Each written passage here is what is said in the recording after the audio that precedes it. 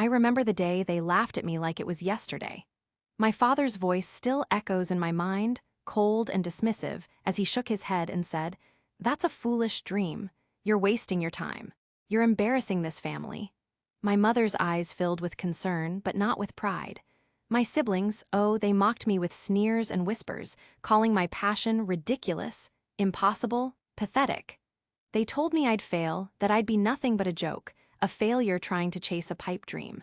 I was just a girl then, full of fire and hope, standing on the edge of a future that everyone else told me I couldn't have. They saw my dream as a thorn in their side, a stain on our family's reputation. But deep inside, I knew that I couldn't let their words define me. If I was going to prove them wrong, I had to leave. I had to go far away and become someone they couldn't ignore. So I packed my bags in the middle of the night, clutching my dreams close to my heart. I moved to the city, a place where nobody knew my name, where I could start from scratch. I worked tirelessly, taking on every job I could find, waitressing, cleaning, odd jobs just to survive. But through the exhaustion and the loneliness, I held on to my dream. To become an artist, to create something meaningful, to prove that my passion was real. Years passed. They blurred into a relentless grind of hard work and quiet resilience. I faced rejection after rejection, my art dismissed as unoriginal, my voice silenced by critics who told me I'd never make it. But I refused to give up. Every no was fuel for my fire.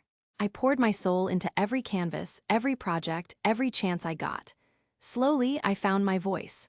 My style became sharper, more authentic, more daring, and one day, that daring paid off. My first big break came unexpectedly. An art gallery saw my work, raw, honest, revolutionary, and offered me a show.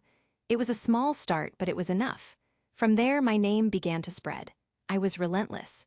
My art resonated with people who felt misunderstood, who craved truth and emotion.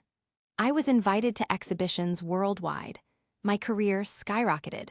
I was no longer the laughingstock, the family embarrassment. I was a trailblazer, a voice for the unheard. And yet, no matter how much I achieved, part of me always wondered if they'd see me differently now.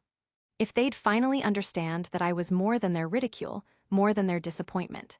That I had become someone who dared to believe in herself, despite everything. Then, one day, I decided it was time to go home. Not out of desperation, but to show them what I'd become. To stand tall and say, "Look at me now." I knew they'd be watching, waiting for me to stumble, expecting me to be the same girl who once begged for their approval and was dismissed. I arrived at the house under a sky painted with the hues of sunset, my heart pounding with a mix of anticipation and defiance. I stepped onto that familiar porch, my head high, my spirit unbreakable. When they saw me, silence fell like a heavy curtain. My father's eyes widened in disbelief, then softened with something I couldn't quite read. My mother's hand trembled as she looked at me, tears brimming but refusing to fall. My siblings' jaws clenched, their faces twisting into expressions I'd never seen before, astonishment, perhaps even a flicker of respect.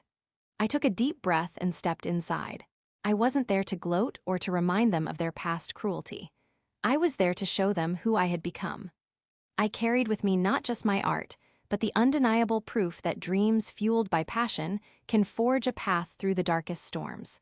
In the living room, I laid out my work, paintings that told stories of struggle, hope, and resilience. Each brushstroke was a testament to every rejection I'd faced, every moment I'd wanted to give up. I watched as their eyes traced the lines, absorbed the emotions, absorbed the truth I poured into each piece. My father finally broke the silence. His voice was husky, thick with emotion. "I didn't think you had it in you," he admitted, a rare crack in his usually stoic exterior. "I thought you were chasing something foolish, but you proved me wrong." My mother looked at me, tears streaming down her face, a mixture of pride and regret. "We should have believed in you," she whispered. "All those years, we didn't see your fire, we only saw failure. But you've shown us what it means to fight for what you believe in." My siblings looked away initially, uncomfortable with their own feelings. But then one of them stepped forward, hesitant but genuine. "I always thought you were wasting your time," he admitted softly. "But I see now that you never gave up. That takes strength." In that moment, I realized something profound. My journey had been more than just chasing a dream. It was about proving that resilience and passion can rewrite your story, no matter how bleak it seems. It was about turning pain into power, rejection into redemption. As I left that house later that evening, I felt a quiet strength settle inside me. I had returned not just as a successful artist, but as a woman who had claimed her worth in the face of doubt. I had shattered their illusions, but more importantly, I had built my own. Sometimes, I think about that night when I knocked on that door and faced their judgments. And I smile because I know, beyond any doubt, that I am finally seen, not by their eyes, but by my own. I am enough, I am unstoppable. And that, to me, is the greatest victory of all.